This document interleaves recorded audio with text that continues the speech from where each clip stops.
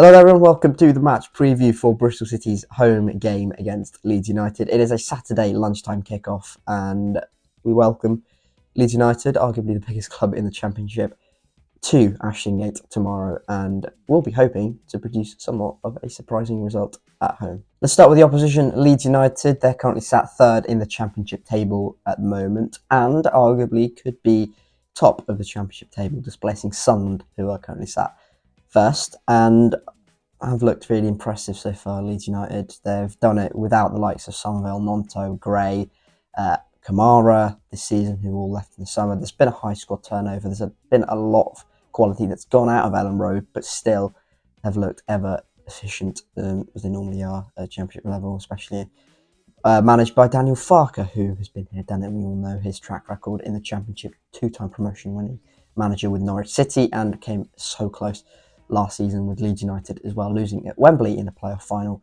against Southampton. Leeds United this season have been, again, pretty consistent with how their team selection's gone so far this season, like Ramazani, like Nonto, Hero, kind of Dan James, all kind of, really good attacking quality in them, like Rodon, and they are missing Ampadu and Gruev, who will not be available for this game, but the likes of Tanaka and Rothwell have really stepped up in their absence and looked really impressive in their last couple of games. They will be without Junior Firpo in this one, and it looks heavily likely that they'll be without Largi Ramazani as well, who has joined in the summer and has been incredibly impressive for them and scored against Watford, actually. So whether Daniel Farke completely kind of changes things because of their left-hand side being significantly weaker, I'd imagine, will be interesting to see, but it will be interesting to see how Leeds United line up. What I'm seeing is it will probably be Sam Byram who comes in and stands in for Junior Firpo, and potentially Manu Solomon, who's on loan from Tottenham Hotspur, who goes in and fits in on the left-hand side, meaning Wilfred Nonto, who is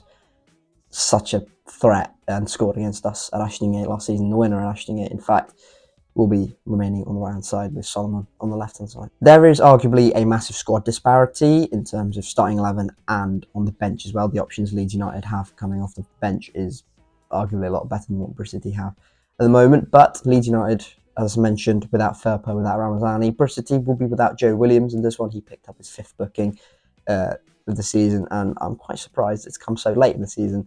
To be honest, a pretty poor challenge at Stoke led to his fifth yellow card of the season, so he will be without Joe Williams. So this is my kind of starting predicted 11. Max O'Leary in goal, a back four. I think that's going to be fairly consistent with Tanner, Viner, McNally and McCrory, who's been impressive at left back, kind of out of position really, normally a right-sided defender, but has been pretty good and stable at left back for Bristol City this season. So that midfield department might have a little bit of a rejig. However, I do think Knight is obviously going to be in the team. I wouldn't drop Max Bird. I thought he is excellent at Stoke. I think he'll be in with a double pivot against Leeds this game.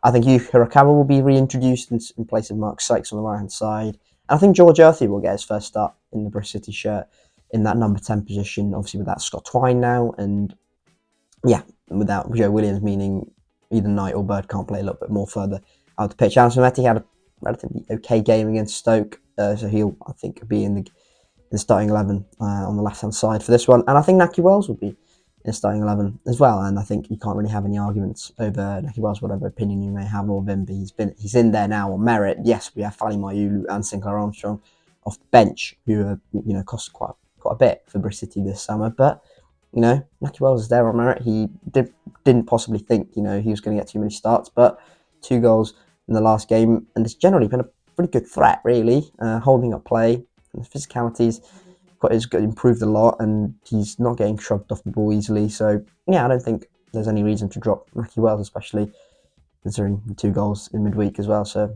looks a threat, and hopefully he can cause the Leeds United defence some problems. The last 2 games from a Bristol City perspective couldn't have been kind of a bigger contrast in terms of how the games have panned out. Middlesbrough away was kind of more backs against the wall, not really too much threat in terms of from a Borough perspective, and conceding from a perspective. Viner and McNally were outstanding at the back, but Stoke away in midweek, really dominant, really the team that was asking the issue, forcing the issue onto Stoke City, and I think tomorrow will be more akin to how it was away at Middlesbrough, with Leeds probably being the side, a lot of confidence within the group, I'm sure, and we are probably the side who are going into this game as the underdogs, and Leeds got superior quality to us, and no kind of shame in admitting to that.